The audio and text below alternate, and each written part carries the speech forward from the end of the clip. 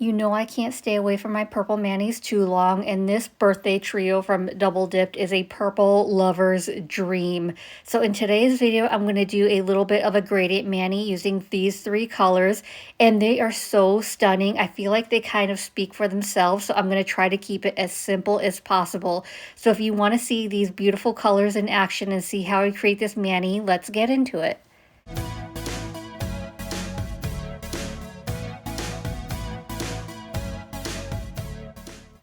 The three colors in the birthday trio are Mists, Fables, and Fairytales, and all three of these powders are made with Aurora pigments, which just make them so unique and so stunning.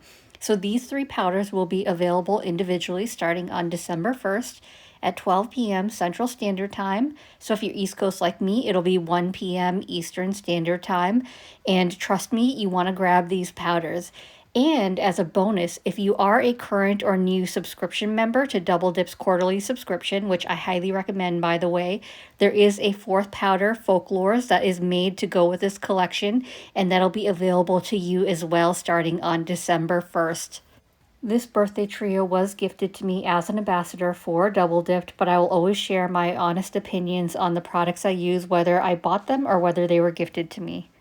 And I loved this trio so much, I actually did purchase Folklores. I don't have it to share with you today, but once I get it, I will share that beautiful powder as well. I'll also be using the Double Dipped dip liquids for today's mani, and if you make any purchases at Double Dipped, feel free to use my ambassador code Purplicious18 to save 18% off your orders at any time. So this isn't going to be a true gradient mani because I don't have 5 separate colors to work with. So typically for a true gradient mani, you're usually going from lightest to darkest, darkest to lightest, whatever order you want to do it with. But there are 5 different shades of that one color that you're kind of transitioning into. But because I only have 3 colors, I'm going to double up on some of the colors just to make it a gradient like mani, just because I couldn't choose which color I wanted to use for this mani. So I'm starting out with Mists, which is going to go on my thumb and index finger. All of these dips I'd say are true one coat coverage. As you can see by my thumb, you don't see any visible nail line, and just look at how stunning this glitter is. I just can't even get over how much I love these powders. Even though they are one coat coverage per my normal process, I am going to do 2 coats of the color and then cap and clear, and that's just to add a little bit of thickness so my nails aren't too thin because I don't want them to crack on me. So sort of how this birthday trio came about, in the Double Dipped Ambassador group chat, we always track who has a birthday in certain months, and we try to do a monthly birthday collab. So all the number of birthdays in December, we'll kind of pick what kind of mani, like what color or what style, if it's a glow or a thermal or whatever it may be. And we all do a mani in honor of the December birthdays. So for December, there are quite a few ambassadors who have a birthday in December, including Tracy, who is the owner of Double Dipped. So she created this trio for the December birthdays, including her own, and I'm so glad she did this. I really hope she creates more colors using these Aurora pigments. Even though they are more expensive, they are so worth it. I mean, they are just so unique. I cannot get over how much I love these. And I can't wait for you to get your hands on these colors so you can see exactly what I'm talking about. I mean, they look beautiful in the video, but wait till you see them in person. I forgot to mention that after my first layer, I did dust off the excess powder, but I did that off camera. So usually when I'm working with glitters or shimmers or anything like that, flakies, anything that where it flies a little bit more than powder, I try not to do it over my nail station because I don't want to get it too dusty and have glitters everywhere. So I try to dust off in my trash can to try to minimize the amount of mess that I make.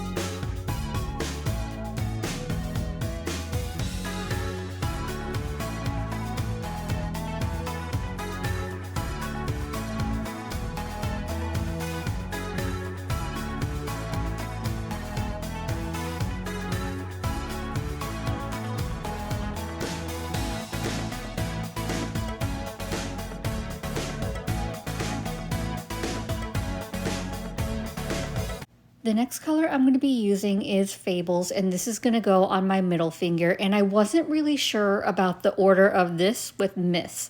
So you can see after my first dip that it looks a lot lighter than Miss, and then I started to worry of whether I did the right order or not, because my intention was to do lightest to darkest, so I went Miss to Fables to Fairytales. However, it just looked so much lighter in the first dip that I worried that I did the wrong order. I mean, look at that difference there.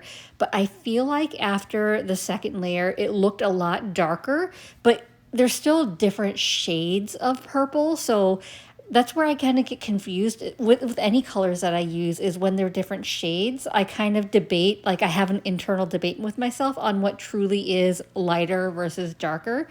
I think I ended up with the right order, but I don't know. You let me know what you think. Should it have been Fables, Miss, and Fairytales, or do you think I did the right order of Miss, Fables, and Fairytales?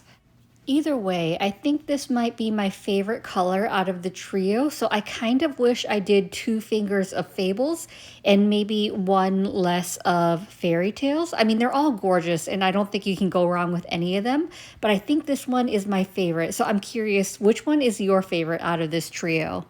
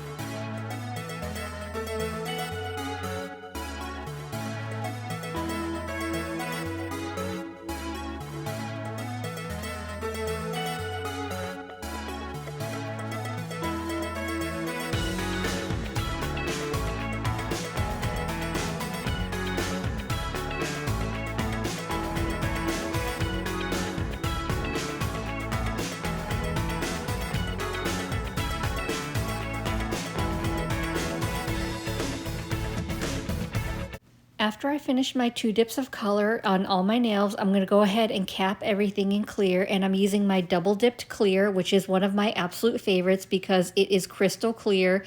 Even if I do just clear dips on my nails with Apex method, I can do 4 layers of clear and it's still crystal clear, which I love. So I do dip in clear just to protect the Aurora pigments, protect my color, because I am going to do a little bit of filing and buffing. Although I have to say that's just more out of routine rather than anything else, because these dips were actually super smooth and easy to work with. And I do keep a separate jar of clear just for my glitters because I don't want to contaminate all my clear, because if I'm working with a solid, I don't want a stray glitter to get on that solid from my clear dip powder. So I actually have the huge jug of double dipped clear because I love it that much. And I just pour a little bit as I need it into this smaller jar only for my glitters and flakies. If you're able to, I highly recommend that you keep separate jars of clear, one for solids and one for glitters, just to avoid that cross-contamination. Even if it's a small 1/4 ounce jar of clear, you could still split that in half and keep one for solids and one for glitters. Or if you don't want to split up your jar, you can also just pour over your clear into a different container. And that way, if any stray glitters get in it, you can just kind of dump that rather than having your whole jar have that stray piece of glitter that you need to find and fish out later. I'm just checking that my dip base is fully dry, and once I know it's dry, I'm going to go ahead and give my nails a good scrub with a stiff scrub brush. This removes any of the excess clear and it helps eliminate any graininess or bubbly from the clear dip powder. I don't really have any issues with double dipped clear, but I think it's a good habit to do. So once I've got them nice and scrubbed, I'm going to go ahead and apply a generous amount of activator to all my nails. So the activator is what's going to harden my dip powder and make it ready for filing and buffing so that it doesn't come out in chunks. So usually I wait about 2 full minutes, and then once the nails are hardened, I can go ahead and file and buff.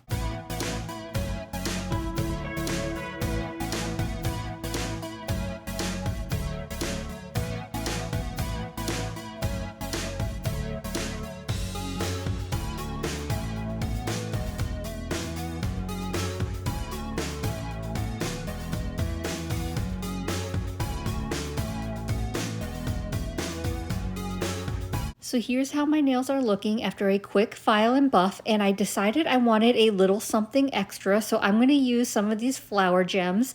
I believe I got them off of Amazon, and to apply the gems, I'm going to be using my iGel Beauty Jewelry Gel. I swear by this stuff, my gems always stay strong. So I'm just taking my dotting tool, I'm just picking up a little bit of that jewelry gel. I do kind of need to move it around to remove any of the stringiness because it is such a thick gel. And I'm going to apply that jewelry gel around the cuticle line of my ring finger. So I don't want the jewelry gel too thick, but obviously I need it thick enough to hold the gem in place. And I'm just kind of envisioning where I want to put the flowers, because I don't want to apply the jewelry gel to my entire nail. I only want to apply it where I want the flowers to be. Once I've got my jewelry gel applied to my entire area that I'm going to have the gems, I like to apply a gel top coat. So I haven't cured at this point. I've got my double dipped Hema free ultra shine gel top coat, and I'm going to apply that to my entire nail, including on top of that jewelry gel. So this kind of accomplishes 2 things. One, it makes the gems even more secure than if it was just a jewelry gel.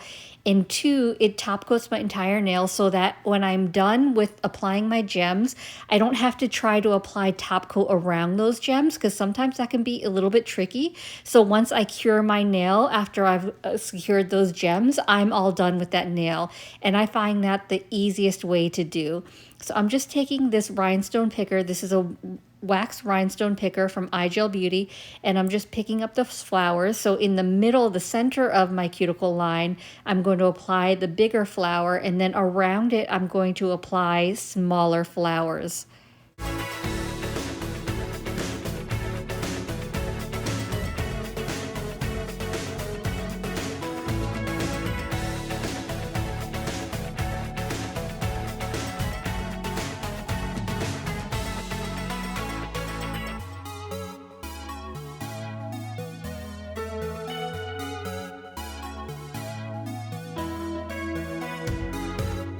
Once I'm happy with my placement, I'm going to go ahead and give my nails a flash cure for 15 seconds just so they don't move on me. And then I'm going to go back in with a little bit of jewelry gel, and I'm just going to place a little dot of the jewelry gel in the middle of each flower. So included in the box of gems are little pearls and little gold caviar beads for the center of the flowers, just to kind of complete the look. So I want to apply the little bit of jewelry gel so I can attach those center of the flowers. So for my bigger flower at the center of my cuticle line, I'm going to attach a little pearl, and then to the smaller flowers off to the side, I'm going to apply the little gold caviar beads, and then I'll make sure to give my nails a full cure for 60 seconds.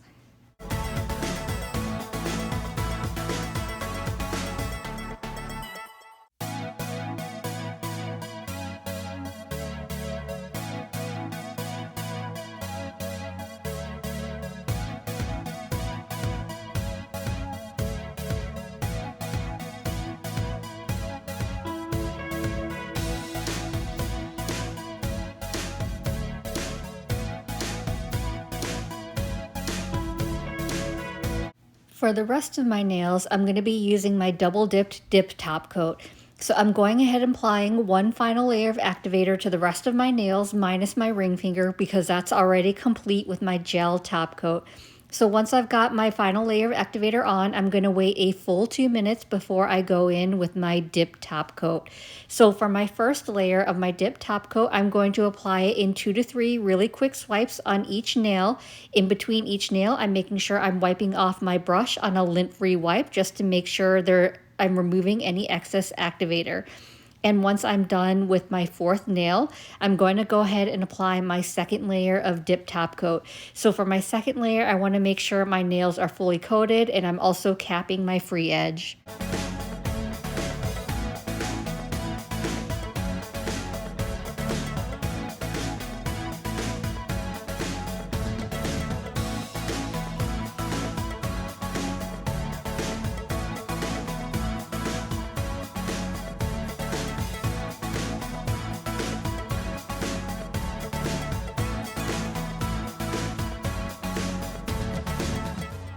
As always, I'm going to finish off my mani by rehydrating my cuticles using my Scales of a Mermaid cuticle oil. This is in the scent Crisp and Brisk, and I have been so obsessed with this scent lately. It is such a nice, fresh, crisp scent of apples, and it reminds me of apple orchards. I actually love it so much, I went back and bought everything that she offers in this scent.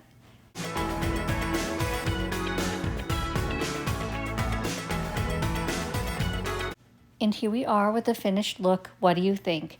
This mani makes my purple loving heart just so happy, and I don't know what kind of magic is in these Aurora pigments, but wow, I could not stop staring at these. They were just so beautiful. So thank you so much, Tracy, for sending over this trio, and I hope you have a wonderful birthday. And for anyone else that has a December birthday, happy birthday. If you found this video helpful and you enjoyed it, I'd appreciate it if you gave this video a thumbs up. It lets me know to continue creating content like this, and it also helps YouTube recommend me to others, which helps grow my channel. And if you haven't already, please consider subscribing. I upload content every Monday and Thursday at 9:30 a.m. Eastern Standard Time. As always, I appreciate you being here. Thank you so much for watching, and I will see you in the next one. Bye.